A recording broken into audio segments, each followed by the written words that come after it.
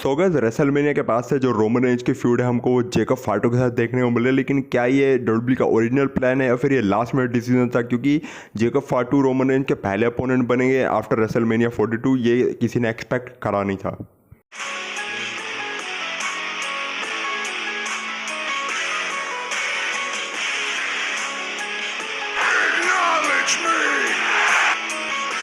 So guys अपनी सबसे पहली स्टोरी से शुरुआत करते हैं जो जुड़ी the best in the world CM Punk से। तो रेसलमेनिया 42 के बाद से हमने सीएम पंक को इतना डब्ल्यूडब्ल्यूई में एक्टिव देखा नहीं, मतलब रॉक एपिसोड में हमको सीएम पंक नहीं देखने को मिल रहे।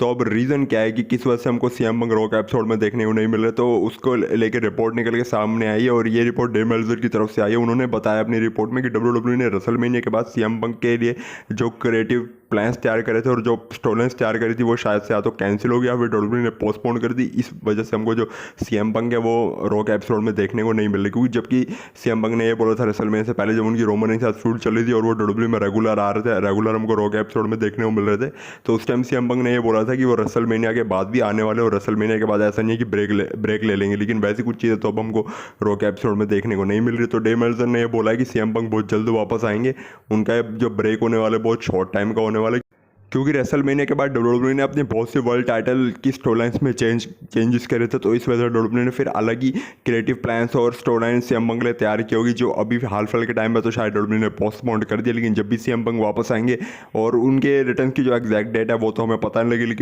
लेकिन मेल्जर ने अपनी रिपोर्ट में यही बताया था कि उनका रिटर्न बहुत जल्दी हमको देखने को मिलेगा और वो वापस से हमको वर्ल्ड टाइटल वाली स्टोरी लाइन में आते हुए नजर आने वाले हैं। मतलब अपने रिटर्न के बाद वो सीधा वर्ल्ड टाइटल वाली स्टोरी लाइन में हमको देखने को मिलेंगे। पॉसिबिलिटी रोमन रेंज के साथ रीमैच हो सकता है सीएम पंक का।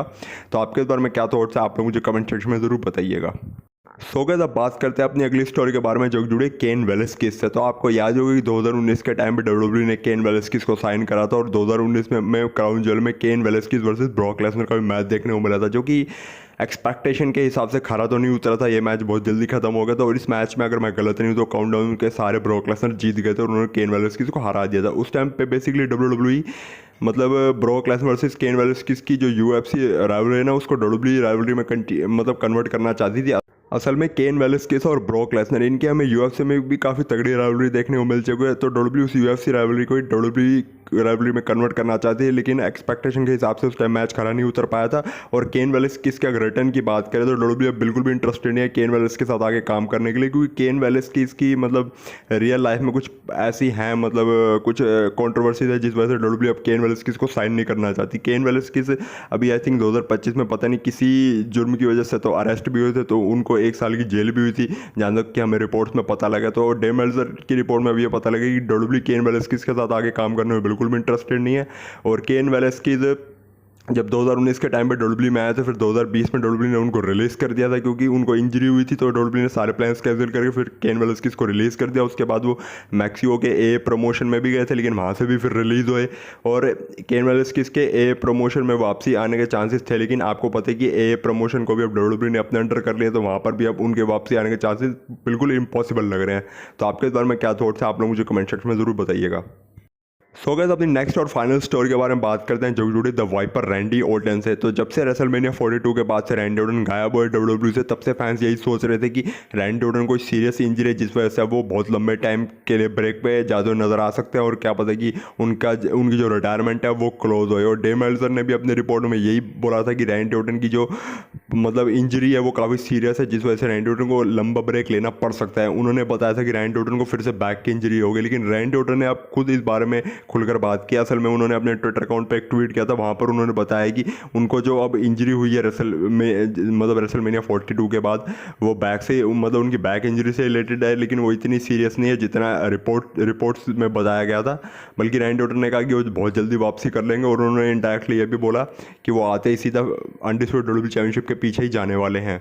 और गाइस एक चीज़ रैंडी ऑर्टन के बारे में तो मैं आपको पहले ही बता चुका था कि जो 29 मई को जो स्मैकडाउन लाइव का एपिसोड होने वाला है, जो पॉसिबिलिटी क्लैश इन इटली से पहले स्मैकडाउन लाइव का आखिरी एपिसोड होगा, वहाँ के लिए रैंडी ऑर्टन को एडवर्टाइज किया जा रहा है। तो अगर वहाँ पे रैंडी ऑर्टन का रिटर्न देखने को मिलता है तो ये देखना इंटरेस्टिंग होगी रैंडी ऑर्टन आके क्या करता है। क्या वो मतलब कोडी रोड्स की स्टोरी लाइन में फिर से इन्वॉल्व होते हैं या फिर वो अपना सिर्फ एक नॉर्मल प्रोमो कट करने के लिए आते हैं, या फिर हमको ये चीज़ भी देखने को मिल सकती है कि रैंडी ऑर्टन आए और वो कोडी रोड्स और गुंथर के साथ इन्वॉल्व हुए और जो क्लैश इन इटली का जो मैच है वो ट्रिपल थ्रेट मैच बन जाए जिसमें हमें रैंडी ऑर्टन भी अब देखने को मिलेंगे।